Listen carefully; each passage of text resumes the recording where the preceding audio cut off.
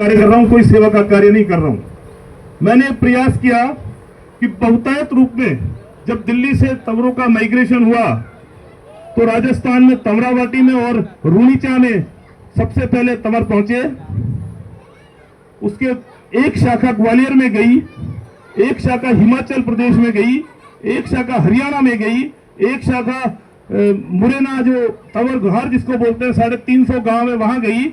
छत्तीसगढ़ में, बिहार में, पंजाब में ये शाखाएं जब आप हरियाणा में तो लगभग हमारे 450-500 गांव हैं। नोएडा के अंदर एक 84 जगह है, 144 गांव हैं, 60 गांव सिसोदियों के और 84 गांव तंवरों के, तोमर लिखते हैं वो लोग। इन जगहों को मैं जो इसलिए बता रहा हूं कि मैं वहां स्वयं जाकर आया हूं, वहां लोगों से मिलकर आया हूं, इसलिए जैसे मैं आज आप लोगों के पास आया हूं। तो जब इतना लंबा चौड़ा क्षेत्र था तो फिर इस इतिहास को कैसे गौण रखा गया। बड़ी पीड़ा होती है कि जब दिल्ली के पार्लियामेंट में महाराणा प्रताप की स्टैचू लगती है, उसके साथ राणा पुंजा की स्टैचू लगती है, उसके साथ झालामान की स्टैचू लगती है, भामाशाह की स्टैचू लगती है, लेकिन उसमें ये इतिहास विज्ञ और राजनेता राजा रामशाह तोमर के बलिदान को भूल जाता है तो बड़ी पीड़ा होती है। और वो पीड़ा अगर होती है तो हम दोष नहीं दे रहे, ये हमारे कारण है कि हम जागृत नहीं थे, इसलिए हमारे पूर्वजों को उनके बलिदान को भुला दिया गया। तो कौन सुधारेगा इसका बेड़ा? किसी न किसी को तो उठाना पड़ेगा। तो ठीक है, एक बार में काम नहीं होगा, अभी काम करेंगे, 5 साल बाद रिजल्ट आएगा, 10 साल बाद आएगा।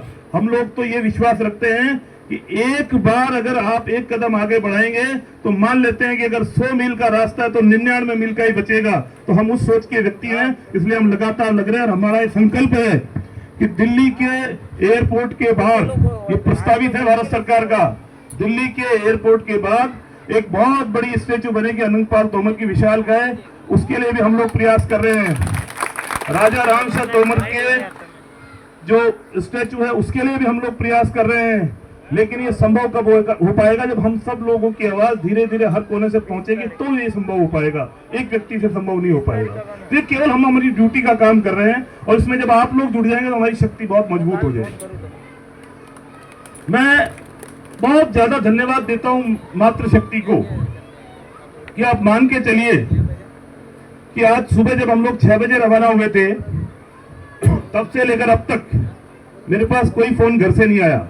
तो मैं बहुत धन्यवाद देता हूं कि ये जो मातृशक्ति है, जो छतरानियां हैं, इनका जो त्याग, तपस्या, बलिदान है, इसी के कारण हम लोग ये काम कर पा रहे हैं। वो पूरा घर संभालते हैं, वो पूरा काम करते हैं, इसलिए हम लोग बाहर जाके इन बातों को बातचीत कर सकते हैं। तो आपको तो मैं बारंबार धन्यवाद देता हूं और आप लोगों का वंदन करता हूं कि आपकी वजह से ये क्षत्रिय कुल बचा हुआ है, नहीं तो इसका कभी का निपटारा हो चुका होता। मैं बहुत कहता हूं साधारण तरीके से कि पैदा होते होंगे वीर हर जाति के अंदर, लेकिन जब छतरानी की कोख से जब किसी व्यक्ति के क्षत्रिय का जन्म होता है तो वो वीर पैदा नहीं होता, वो शूरवीर पैदा होता है और उसमें त्याग, तपस्या, बलिदान और राष्ट्र प्रेम की भावना लेकर वो पैदा होता है। बनती होगी AK-47 किसी कारखाने के अंदर, लेकिन आप लोगों ने देखा होगा जब हमारे दुश्मन देश से लड़ रहे थे, हमारे वीर शहीद जो शहीद हुए, जो वीर सैनिक लड़ रहे थे, तो AK-47 बनती होगी किसी कारखाने के अंदर, लेकिन उसको फौलाद उसको चलाने वाला जो फौलाद है, उस बंदूक को, उस मिसाइल को,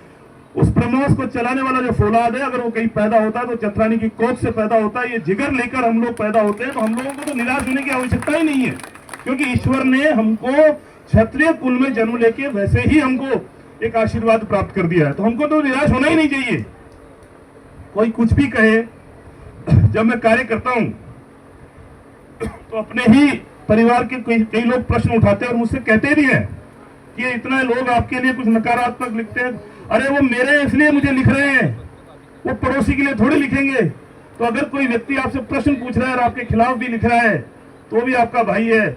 भाई के साथ अगर उसका हाथ पकड़कर उसको ऊपर उठा लेंगे, कोई आवश्यकता नहीं, कोई झंडा लेके चलने की और समाज सुधार की आवश्यकता नहीं है। बस एक काम करने की आवश्यकता है कि हम टांग खींचना बंद कर दें, उसका हाथ पकड़ के ऊपर खींच लेंगे, वही समाज वहां से सुधार होना चालू हो जाएगा।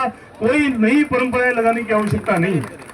अभी जो आवश्यकता है आज के युग में, हम लोग सुनते भी हैं, पढ़ते भी हैं, आज का युग आर्थिक युग है।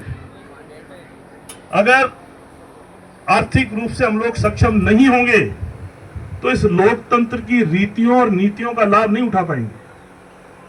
आज की स्थितियां बड़ी विकट है।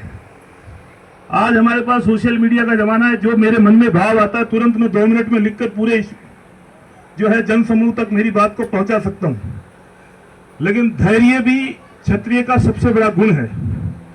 छोटी छोटी बातों से निराश नहीं होना। लोग कहते हैं राजनीति के अंदर क्षत्रियों को किनारे किया जा रहा है। अरे वो क्या किनारे करेंगे, हम खुद किनारे होने की कोशिश कर रहे हैं। हमने बोलना बंद कर दिया है, हमने सही चुनाव करना बंद कर दिया है। इसलिए उनकी हिम्मत हो गई कि वो हम लोगों पर शासन करने लग गए। इसलिए उनकी कमियां मत ढूंढो, अपने अंदर कमियां ढूंढो, उसमें सुधार करने की कोशिश करो। सकारात्मक सोच हमारी होनी चाहिए। इस आर्थिक युग के अंदर मैं युवाओं से विशेष रूप से कहना चाहूंगा कि हमको बहुत सी बातों का विशेष रूप से ध्यान देना होगा। सबसे पहला जो काम करना है वो हमारी शिक्षा की व्यवस्था को मजबूत करना है। हमें पूर्ण रूप से शिक्षित होना है। अब शिक्षित भी कैसे होना है? केवल डिग्री नहीं लेनी है। शिक्षित होना है कि उस शिक्षा को हम लोग रोजगार में परिवर्तित कर सकें। क्योंकि अगर एक पीढ़ी का व्यक्ति सफल होता है तो अपनी 3 पीढ़ियों को सीधा सीधा लाभ देता है, अपने से पहले वाली पीढ़ी को और अपने से बाद वाली पीढ़ी को। तो अगर इस आर्थिक तंत्र की लड़ाई को जीतना है तो मेरे हिसाब से तो क्षत्रियों के लिए आज की तारीख में अगर सबसे बड़ा कोई मुद्दा है तो शिक्षा और रोजगार है। उसके ऊपर हम लोग ध्यान दे रहे हैं। लेकिन जिस तरीके के पूरे विश्व में परिवर्तन हो रहे हैं उसको देखते हुए हमारी गति बहुत धीरे है। मैं तो धन्यवाद देना चाहूंगा हमारे वंश की बेटियों को। मेरी खुद की बेटी के 10वीं में जब 95% अंक आए